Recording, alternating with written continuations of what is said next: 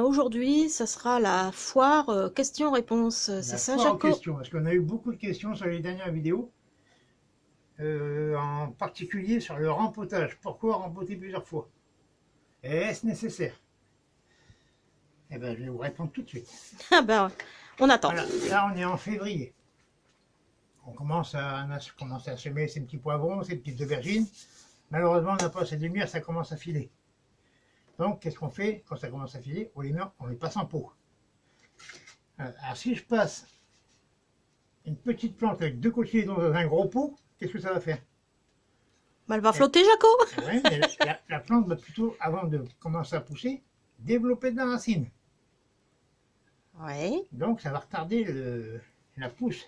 C'est pour ça qu'on la passe d'abord en petit pot. Donc, elle va occuper le pot. Donc, après, la racine aura bien occupé le pot, la plante va commencer à pousser. D'accord. Mais elle va montrer des signes de faiblesse, c'est-à-dire qu'elle va commencer à manquer de nutriments. Donc, ça sera le moment de la passer en pot plus gros. Rien ne vous oblige à les passer directement en pot comme ça. Vous pouvez le faire. Mais déjà, la quantité de tiro, elle va être multipliée par 2. Donc, vous les passez en pot au-dessus.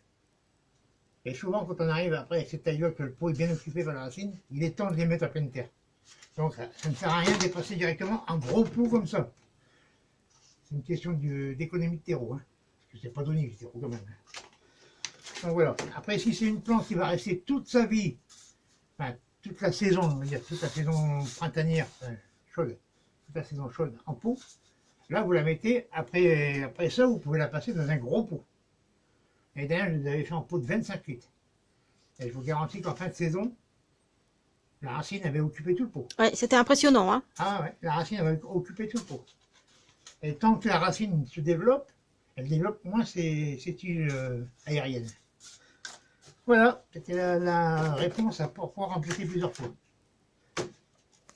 Alors, Jaco, la fréquence d'arrosage en serre, s'il te plaît. Ah, ça, c'est la grande question. Ouais, beaucoup de questions là-dessus, hein. Doit-on arroser la serre en hiver? Toujours. Il faut toujours que la terre soit humide. Il ne faut jamais laisser dessécher sa terre pour que la vie du sol continue. Sinon, ça va vous faire du sable. Et si vous avez des cultures, hein, encore plus, il faut vraiment la tenir humide, tout le temps. Quand vous avez la petite semence qui commence à lever, je préconise un arrosage tous les 2 jours. Vous passez un coup d'arrosoir, c'est pas la peine de tremper, vous passez tous les 2 jours et ça va garder l'humidité. En pleine saison, quand c'est les tomates, quand c'est les grosses chaleurs, je dirais 2 fois semaine. Moi, on sert du goutte à goutte et je le mets pendant 10 minutes 2 fois par semaine.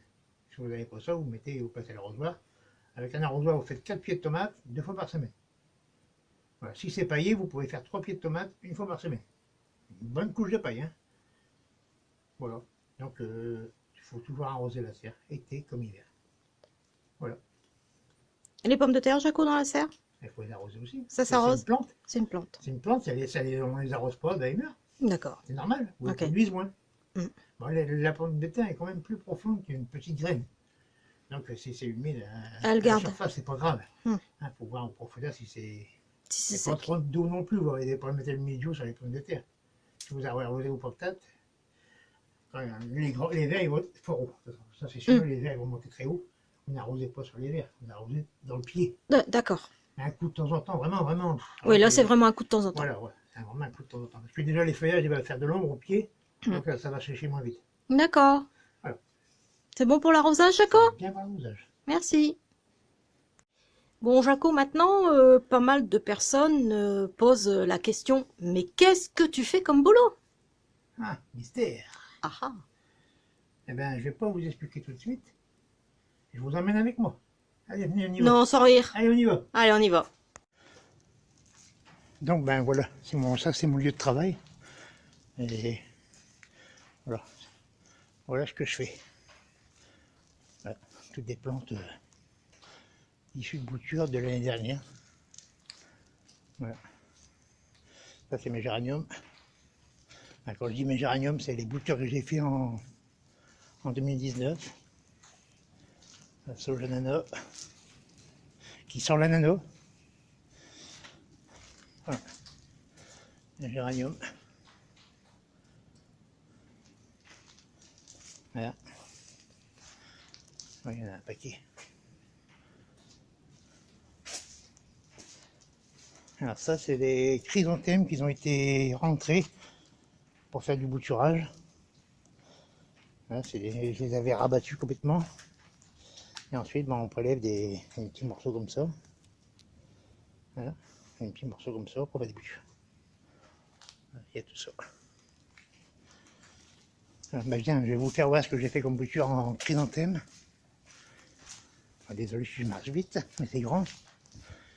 Donc, ah, ça fait des tablettes longues comme ça. C'est vraiment du sport, hein. Ah voilà, toutes les boutures de chrysanthème. Voilà. C'est une partie, il y en a encore à faire. Voilà. Ça c'est un peu de semis de géranium, basilic. Voilà, voilà. Voilà mon boulot. Voilà dans quoi je travaille. Alors ça c'est juste une partie, il y en a encore derrière. Mais je vais pas tout vous montrer, bon ça là au moins on voit ce que je fais comme boulot. Voilà. Bon, retour à la maison. Donc voilà, je vous ai fait voir une partie de ce que je fais, je vous ai pas fait voir toutes les serres, parce que là je vous ai fait voir je dirais, non même pas un quart, un dixième des serres. Donc ce que vous avez vu, c'est des géraniums qui ont été semés, repiqués, plantés en massif, remontés pour l'hiver, bouturés, mais cette saison, ils vont repartir en massif. Alors, quand je dis du géranium, on ne fait pas que ça, on fait aussi des plantes carton. Ouais, mais là, c'est l'époque des géraniums. Voilà, on produit à environ 200 000 plantes par an. Voilà, ça c'était c'est mon métier. Merci, Jaco. Rien. Jaco, où habitons-nous? Ah oui, ça c'est la question qui revient souvent aussi. Oui. Parce que on fait des cultures assez précocement, on va dire. Comme là, j'ai déjà cultivé toujours de la salade, c'est toujours plein de salade. On pourrait croire que j'habite à côté de chez Olivier. Eh non. Eh ben non, j'habite pas en Normandie non plus, Olivier. J'habite dans le Pas-de-Calais. On est sur la côte d'Opale. Donc on a un climat océanique. Donc je dirais qu'il fait froid, mais raisonnablement. Nous, c'est plutôt beaucoup de vent, beaucoup de pluie. Ça arrive qu'on a du gelé quand même. Hein. Je dis pas qu'on n'a jamais de gelé. Hein. Par exemple, on a déjà eu du moins 6, moins 7, pas plus tard que l'année dernière. On est déjà descendu à moins 20, moins 22, mais ça remonte à... Oh là, c'est vieux ça, Jaco. C'est avant les ch'tis. Avant les ch'tis, ouais. Les ch'tis. Non, mais voilà. Donc, nous, on est dans le Pas-de-Calais, sur la côte d'Opale. Donc, vous voyez, même dans le Nord, on peut avoir des légumes toute l'année. Eh oui. Et oui. Merci, Jaco. Ouais. Alors là, que peut-on semer en février, Jaco? En février, alors on peut semer le pois en pleine terre fin février. Pour ceux qui sont dans les Hauts-de-France. Hein. Ceux qui sont dans le sud, ils les ont semés en octobre-novembre. Mais dans le Hauts-de-France, fin février. Si vous avez un tunnel, vous mettez sous tunnel ou sous un voile. Ou sinon, vous attendez plutôt début mars. Il n'y a pas de souci. De toute façon, ça ne gèle pas, mais c'est plutôt pour les pluies, tout ça. C'est comme les fèves? C'est comme les fèves. Les fèves, vous pouvez aussi. Dans les Hauts-de-France, vous semez des fèves début de printemps. Fin d'hiver, début de printemps. Hein. Ça ne gèle pas non plus. Voilà. Après, si vous voyez qu'ils ont des gros froids, vous mettez un voile dessus. Ou si vous pouvez les planter carrément sous tunnel. Si vous avez une serre, vous pouvez aussi les commencer à goder. Ça, c'est le sujet d'une autre vidéo. Oui, là, c'est... Donc, en serre, en serre, vous pouvez toujours semer du persil. Ça, c'est pratiquement toute l'année. Sauf quand il gèle fort. Vous ne mettez pas de persil. L'épinard de printemps. C'est celui que je conseille. C'est parce que si vous semez de l'épinard l'hiver, là, il va commencer à pousser, il va vous faire deux feuilles, il va monter en tige. Donc prenez bien de l'épinard de printemps. Avec celui-là, vous pourrez faire 2-3 récoltes avant qu'il commence à monter, s'il ne fait pas trop chaud, trop vite. Donc moi je prends le Matador. C'est une bonne variété qui donne bien. On voit, ça fait une belle plante. Oui. Ouais. On aime bien celui-là. Hein. Il y a le géant de Viroflée aussi. Vous pouvez le semer au printemps, mais c'est pareil, il va monter très vite. Ils disent qu'il est adapté à toutes les saisons, mais essayez plusieurs fois le printemps. On a eu le tour ça l'année part vite en dernière. Hein. fleurs. Ouais. Alors, vous pouvez commencer à semer un peu de chou en serre, mais vraiment fin février pour le sortir début mai dans le jardin. Vous pouvez aussi, bien sûr, la salade, ça vous en mettez tous les 15 jours.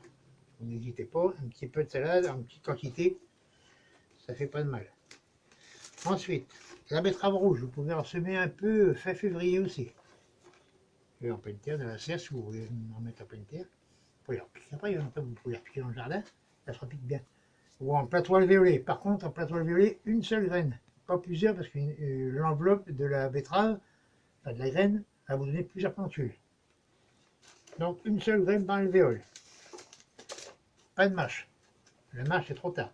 Quand elle sera, je dirais, presque bonne à consommer, elle va blanchir alors à l'iodium, ce qui fera trop chaud. Donc voilà. Ensuite, la carotte d'été. Vous pouvez en semer un peu en serre. Si vous le mettez dehors, c'est sous tunnel, sous voile ou dans un châssis. Navet. On Du peut navet, navet? vous pouvez Oui. semer. De toute façon, parce qu'il y a du navet d'automne.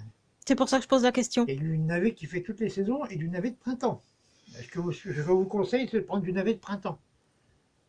Il pousse très vite, il est super bon et très tendre. Et puis, bon, je vais pas faire la recette parce que, on va saliver.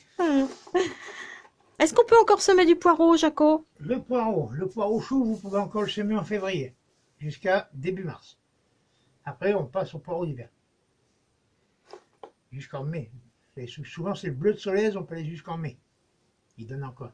Mais par contre, si vous semez en mai, il sera pas prêt à repiquer avant fin juillet, début août, pour des récoltes très tard en saison. Donc, c'est toujours bien de mettre plusieurs variétés de poireaux. Du poireau chaud et du poireau froid. Quand le poireau froid, vous y mettez un manteau, il passe l'hiver. Bon, le radis, Ça pousse vite un radis normalement. Hein. ça doit pousser vite. Mm. Ça doit pousser vite. Par contre, si vous le semez trop tôt, il va pousser doucement. Et puis, il va être piquant. Donc en février, on peut en mettre ou pas?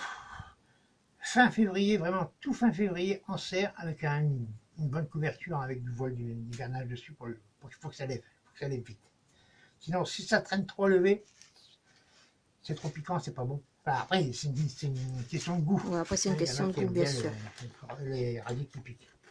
Donc là, la majorité de ce que tu nous as énuméré là, aujourd'hui, à semer en février, c'est principalement en serre, à part les pois. Et sous-couche. Et sous-couche, à part les pois, Les c'est pois, ça? fin février, vous pouvez y aller.